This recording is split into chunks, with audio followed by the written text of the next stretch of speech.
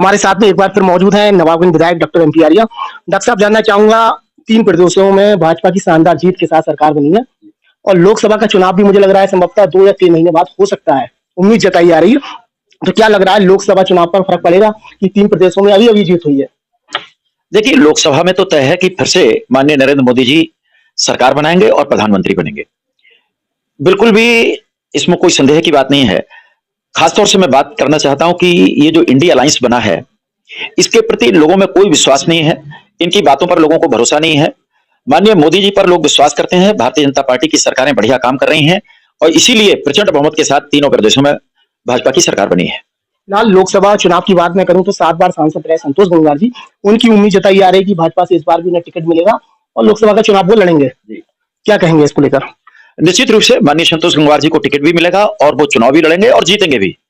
कुछ मैं आपसे ये जानना चाह रहा हूँ, जो भी उनके 7 बार का जो कार्यकाल रहा है, 35 साल का लगभग, इसमें कुछ ऐसे महत्वपूर्ण कार्य उनके बताएं जिससे लोगों को पता लगे कि उन्होंने बड़े कार्य कराए हों उतने समय में।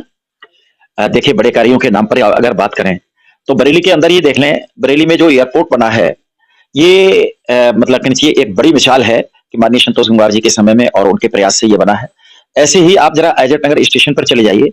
इज्जत नगर स्टेशन इतना शानदार, इतना बढ़िया बना है, ये माननीय संतोष गंगवार जी की ही देन है। ऐसे ही बहुत सारे काम हैं जिनको अगर आप लेकर के बैठेंगे तो एक लंबी फहरिस्त आपको मिलेगी। जो लोग बेरोजगार हैं उनके लिए कोई उद्योग वगैरह इस तरीका की कुछ लगे हैं क्या बरेली जिला में? जैसे जो लोग बेरोजगार हैं, जो बाहर अपनी नौकरी करने जा रहे हैं, वो बरेली जिला में करें। देखिए, केवल उद्योग ही सब कुछ नहीं है। खासतौर से अब समय बदल रहा है। बरेली में ये बात सही है कि पहले एक रबर फैक्ट्री हुआ करती थी, एक टर्पेंटाइन फैक्ट्री हुआ करती थी, बड़ी बड़ी फैक्ट्रियां थी। ये दोनों बंद हुई, लेकिन ये बंद अपने कारणों से हुई। सिनेरियो चेंज हुआ है। रबर इंटरनेशनल मार्केट में सस्ती हुई है और यहाँ जो प्रोडक्शन था वो उस तरह का नहीं था, इसके कारण से फैक्ट्री बंद हुई। टर्पेंटाइन के साथ भी कुछ इसी तरह का रहा। लेकिन बाकी अब छोटे छोटे उद्योग बहुत सारे विकसित हो रहे हैं। पूरा एक फरीदपुर के पास में उद्योग क्षेत्र बना है। ऐसे ही अब अलग तरह के उद्योग नवाब बरेली के अंदर विकसित हो रहे हैं। ओसवाल चीनी मिल में मारपीट हुई थी बीएन मिश्रा के साथ में, आप वहां मौजूद थे, तमाम भाजपा के नेता वहां मौजूद थे, पूरा प्रशासन वहां मौजूद था। उसके बाद में उनके साथ में काफी मारपीट हुई, क्या कहेंगे इसको लेकर? देखिए, हम लोगों की मौजूदगी की बात अलग है। मैं भी था, सीओ साहब भी थे, एसडीएम भी थे। इसके अलावा बहुत सारे किसान वहां पर उपस्थित थे। बीएन मिश्रा को चाहिए ये था कि वो सीओ को फोन करते कि साहब हम आ रहे हैं, पुलिस साथ में दी जाए, क्योंकि किसान है।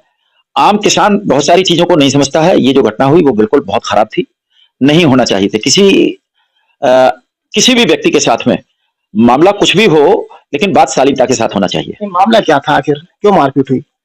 देखिए, मामला ये था कि बात ये चल रही थी कि मिल प्रबंधन कैश बाहर का गन्ना खरीद रहा है, जबकि यहाँ स्थानीय किसानों का पेमेंट नहीं कर रहा है। तो इस बात पर लोग नाराज थे कि बाहर का गन्ना खरीदने के लिए आपके पास पैसे हैं, लेकिन जो स्थानीय किसान हैं उनका पेमेंट करने के लिए आपके पास पैसे नहीं है। इसी बात को लेकर मारपीट हुई थी। मारपीट भी मुझे लगता है किसान उग्र थे, शायद इसलिए रही। लेकिन जैसे ही हमें सूचना मिली कि कोई अभद्रता हो रही है तो मैंने सीओ साहब को भेज करके तुरंत मामले को ठीक कराया। ट्रालियां पकड़ी गई थी उस समय जी, आपकी जानकारी में है क्या? बिल्कुल है, ट्रालियां पकड़ी गई थी जिन पे बाहर का गन्ना था और जिनके पास में ठीक से टोकन भी नहीं थे, और उनमें से एक के खिलाफ एफआईआर भी हुई है, बाकी के नाम दर्ज है। भाजपा नेत्री नीरू सागर ने कभी पोस्ट डाली थी, एक वीडियो डाली थी, उसको लेकर क्या कहेंगे? यहाँ पे के भाजपा नेता हैं डॉक्टर ए.के. गंगवार, उनको लेकर कई तरीका के उन्होंने आरोप लगाए हैं, आपने देखी होगी, क्या कहेंगे इसको लेकर? देखिए, मुझे लगता है कि शायद गलतफहमी भी हो सकती है। मैंने अभी कोई बात नहीं की है, दोनों लोगों से बात कर रहा हूं और शायद 1-2 दिन में ही मामला निपटेगा भी। पराली को लेकर आए दिन जो किसान है उनके खिलाफ मुकदमा लिखा जाता है, थाने में बैठाला जाता है कई कई घंटे किसानों के लिए। लेकिन नवाबगंज में जो कोलू चल रहे हैं हाईवे पर, आप देखेंगे पीलीभीत रोड पे जाएंगे, कम से कम 2 दर्जन वहां पर कोलू चल रहे हैं, काला धुआं छोड़ रहे हैं उसकी चिमनियां, लेकिन उन पर कोई कार्रवाई नहीं होती। कार्रवाई किन पे हो रही है? किसानों पे। किसान अगर पराली जला रहे हैं तो प्रदूषण हो रहा है, लेकिन जो कोलू अपनी चिमनियों से काला धुआं फेंक रहे हैं, ये प्रदूषण में आता है या कुछ और है? देखिए, प्रदूषण विभाग से एनओसी तो हर एक को लेनी पड़ती है। किसानों के साथ में जो घटनाएं हो रही हैं वो ठीक नहीं है। देखिए, किसान निश्चित रूप से परेशान होता है कि अपने खेत की पराली है, पताई है, इसको कहाँ ले जाए। लेकिन सही बात यह है कि जागरूकता की कमी भी है। ये पराली है, पताई है, ये खेत की उपजाऊ शक्ति को बढ़ाते हैं अगर इनको वहां पर जला दिया जाए। और अगर जलाया जाता है तो जलाने से भूमि के जो बैक्टीरिया होते हैं वो भी मरते हैं, उससे जो मृदा है वो खराब होती है और भूमि की उपजाऊ शक्ति कम होती है। ये जागरूकता की कमी के कारण से किसान कई बार जलाते हैं। वास्तव में तो इसको जलाया नहीं जाना चाहिए, लेकिन मैंने कई बार कहा है इस बात को भी कि किसानों के साथ में सहानुभूति बरती जानी चाहिए। ये कोल्हू वगैरह की जहां तक बात है, तो ये प्रदूषण विभाग को इसको देखना चाहिए, या तो एनओसी ली होगी उन्होंने, नहीं एनओसी ली है तो प्रदूषण विभाग को इन चीज को देखना चाहिए। लेकिन आप विधायक हैं यहाँ के, किसानों पे कार्रवाई हो रही है तो इन पे भी कार्रवाई होनी चाहिए। आपकी जानकारी में होगा, आप निकलते होंगे वहां से, काला धुआं, कपड़ा टायर वहां पे जलाते हैं, धुआं निकल रहा है काला, तो किसानों पे कार्रवाई हो रही है तो इन कोल्हू वालों पे भी होनी चाहिए। उसके लिए विधायक आप एक जिम्मेदार हैं यहाँ के, आप शिकायत करें इस मामले को लेकर प्रशासन से। देखिए, मुझे जानकारी में ये चीज आज आपने दी है, कल भी कोई चर्चा कर रहा था इस विषय की। अब मैं प्रदूषण विभाग में बात करूंगा और फिर आपको बताऊंगा। और भारत सरकार की एक योजना है कि हर घर में लाइट होनी चाहिए, लेकिन नवाबगंज नगर पालिका क्षेत्र में कुछ एरिया ऐसा है जहाँ पे लाइट नहीं पहुंची है। उसको लेकर मैंने भी आपसे कई बार बात करी, तमाम लोगों ने आपको फोन करे, नगर पालिका चेयरमैन पति नीरेंद्र सिंह राठौर, उनसे कई बार वार्ता करी गई कि भैया ये भी भारत के वासी हैं, ये भी आपकी नगर पालिका क्षेत्र में आते हैं, ये भी विधानसभा क्षेत्र में आते हैं, इनके यहाँ भी लाइट लगे, लाइट पहुंचे, लेकिन अभी तक कोई व्यवस्था नहीं हो पाई है। देखिए, पहले जिन क्षेत्रों में जहां जहां लाइट नहीं थी वहां जीवन ज्योति योजना चलाई थी भारतीय जनता पार्टी की सरकार ने, और उस योजना के तहत हर घर तक लाइट पहुंचाने का काम किया। उसके बाद में कुछ नई बसावटें बसी हैं, तो नियम ये बना था कि जो भी उस कॉलोनी को बसाएगा वहां पर विद्युत की व्यवस्था वो करा करके देगा। लेकिन कुछ बसावटें इस तरह की हैं, जिन जैसे खेतों में लोगों ने मकान बना लिए, अपने आप से कुछ जगह बना ली, कोई कॉलोनाइजर वहां पर नहीं है, तो उनके विद्युतीकरण की योजना भी बन रही है, अभी धरातल पर नहीं उतरी है। वैसे रिवैम्प की योजना आई है, जिससे कि जो छोटे मोटी जगह बची हुई हैं उस रिवैम्प में वो जुड़ जाएंगे। लेकिन नई कॉलोनियां अगर इस तरह की बनी हैं तो उनमें विद्युतीकरण की अभी कोई नई योजना नहीं आई, लेकिन शीघ्र ही आने वाली है। आप प्रयास करेंगे जल्द से जल्द वहां लाइट पहुंचे, लोग लाइट बिजली का फायदा उठा पाए, वो भी उजालों में रहें। नहीं, बिल्कुल, हम तो प्रयास कर रहे हैं। हमने तो सूची बना करके बाकायदा एक्सीएन के पास भेज भी दी है कि जैसे ही योजना शुरू हो, रिवैम्प के काम हो, उसमें जितने ज्यादा से ज्यादा शामिल किया जा सकते हैं उनमें शामिल करें। अच्छा, इसके अलावा डॉक्टर साहब, रैन बसेरा नवाबगंज की कम्युनिटी हॉल है, वहां पर रैन बसेरा है, नगर पालिका द्वारा संचालित हो रहा है। वहां पर पिछले 3 दिनों से एक बीमार व्यक्ति बाहर पड़ा रहा और गेट पे ताला लगा हुआ है। रैन बसेरा के बाहर ताला लगा हुआ था और वो 3 दिन से एक बीमार व्यक्ति बाहर पड़ा हुआ था। वहां पे जमघट लगा, मीडिया के लोग पहुंचे वहां पर, तब जाकर नगर पालिका के लोगों ने वो ताला खोला और उसे अंदर बैठाला। ये वीडियो शायद आपने देखी होगी ना? वीडियो नहीं देखी, जानकारी बनी है, आप बता रहे हैं। तो वीडियो मैं आपको दिखाऊंगा, आप देखना उस पर। और आर्या जी साहब बैठे हैं सामने, उनने देखी है। तो क्या कहेंगे, रैन बसेरा जो है वो भारत सरकार की योजना है कि जो लोग गरीब लोग हैं, जिनके पास में कोई इंतजाम नहीं है ठंड से बचने का, वो रैन बसेरा में जाके पहुंचे, वहां पे सुविधा का फायदा उठाएं। लेकिन इतने बुरे हालात।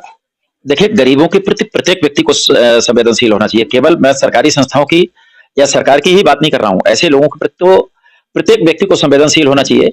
जिसने भी उसे देखा उसका सहयोग करना चाहिए था, नगर पालिका को सूचना करके उसे खुलवाना भी चाहिए था। अगर नगर पालिका को सूचना नहीं थी तो सूचना करनी चाहिए थी और खुलवाना चाहिए था। इसके अलावा भी जो उसको सहयोग की आवश्यकता है वो करना चाहिए थी। डॉक्टर साहब, जब आप विधायक बने थे तब आपने वायदा करा था कि नवाबगंज का जो रोडवेज बंद पड़ा हुआ है, इसका संचालन फिर से होगा। सबसे पहला काम आपकी जो आपकी सूची थी, आपकी कार्य योजना थी, उसमें यह था कि रोडवेज का जो काम है जो बंद पड़ा है उसे चालू कराएंगे, लेकिन अभी तक चालू नहीं हुआ। 2 साल के करीब आपके हो चुके हैं, कब होगा चालू फिर ये? देखिए, मेरी इस विषय में परिवहन मंत्री से बात भी हुई है, परिवहन मंत्री को मैंने पत्र भी दिया था और लिखित में मुझे जवाब में मिला है कि मेरे कार्यकाल से पहले ही इसको निष्प्रयोज्य घोषित किया जा चुका है और इसकी नीलामी तक की बात हुई थी, इसलिए इसको पुनः चलाना संभव नहीं है। नए स्थान के चयन की बात हुई है और उसमें पत्र इस समय डीएम के पास में पड़ा हुआ है। खासतौर से मैंने प्रस्ताव दिया है कि एसडीएम कोर्ट, जो पुराना वाला कोर्ट है, उसके सामने जो खाली जगह पड़ी है, उस जगह के लिए हमने प्रस्ताव किया है। उस पर विचार चल रहा है। जगह चूंकि राजस्व विभाग की है तो उसको ट्रांसफर कराना है परिवहन के लिए। जब ये जगह का ट्रांसफर हो जाएगा तब वहां बनेगा, अन्यथा कोई दूसरी जगह तलाशी जाएगी। इसके अलावा और क्या है कार्य योजना में आपके बड़े कार्य जो अब जो 3 साल आपके कार्यकाल के रह गए इसमें आप करा सकेंगे? देखिए, कई सारी चीजें हैं। अभी एक तो लाईखेड़ा पर पुल पास हुआ है, बहुत जल्दी बनने वाला है। लाईखेड़ा पर कौन सी नदी है? पनगली ना, पनगली नहीं है, भैगुल है शायद, भैगुल का है। भैगुल का पुल पास हुआ है और इसके अलावा एक नरहरपुर पे पुल बनवाने के लिए हमने प्रस्ताव दिया हुआ है, संभवतः वो भी आगे बढ़ेगा। एक दलेल नगर पर जो अप्सरा पर पुल है वो पुराना है, जर्जर है, सकरा है, उसके लिए हमने प्रस्ताव दिया है। ये काम है। इसके अलावा देखिए, आपके यहाँ बहुत सारे काम चल रहे हैं, लेकिन कई सारे नए इंटर कॉलेज उनको बनवाने की बात चल रही है। मैं समझता हूँ 5-6 इंटर कॉलेज बहुत जल्दी आपके यहाँ बनने वाले हैं। लेकिन आपकी जो विधानसभा है उसका मुख्यालय नवाबगंज है, जी नवाबगंज नगर। जी तो मैं ये जानना चाह रहा हूँ, जो लोग बेरोजगार हैं, जो दिल्ली, लखनऊ या बाहर जाते हैं नौकरी की तलाश में, जी। कि बोले बाहर रुद्रपुर चले जाओ, वहां पे काफी फैक्ट्रियां हैं, वहां पे काम करेंगे। आप विधायक हैं, आप ऐसा कुछ नहीं, कोई योजना में आपकी कोई यहाँ पे उद्योग लग जाए, जो नगर के लोग या आपकी विधानसभा के लोग जो बाहर जा रहे हैं, वो यहीं पर रहकर अपना काम करें, कुछ रोजगार उन्हें मिले, कुछ है ऐसे योजना में आपकी? देखिए, मैं तो बहुत सारे प्लान बना चुका हूँ। कई बार कहना चाहिए कई उद्योगपतियों से हमारी बात भी हुई है। एक उद्योग क्षेत्र भी हम यहाँ विकसित करना चाहते हैं, लेकिन नवाबगंज क्षेत्र लोगों के पास कम-कम ज़मीनें हैं और सरकारी ज़मीन की भी यहाँ पर बहुत कमी है। उपजाऊ रूप से बढ़िया उपजाऊ क्षेत्र है, घनी आबादी वाला क्षेत्र है, यहाँ पर ज़मीनें मिलना मुश्किल हो रही हैं और इसके कारण से दिक्कत आ रही है, लेकिन उद्योग विकसित करने का बराबर प्रयास कर रहा हूँ। भगवान ने चाहा तो थोड़े दिन में आपको चीज़ें धरातल पर दिखाई देंगी। इसके अलावा आप अभी एक निरीक्षण करने गए थे, वहां पर पीला ईंट आप दिखा रहे थे मीडिया के लोगों के लिए, वो कहाँ का मामला था और क्या था ये?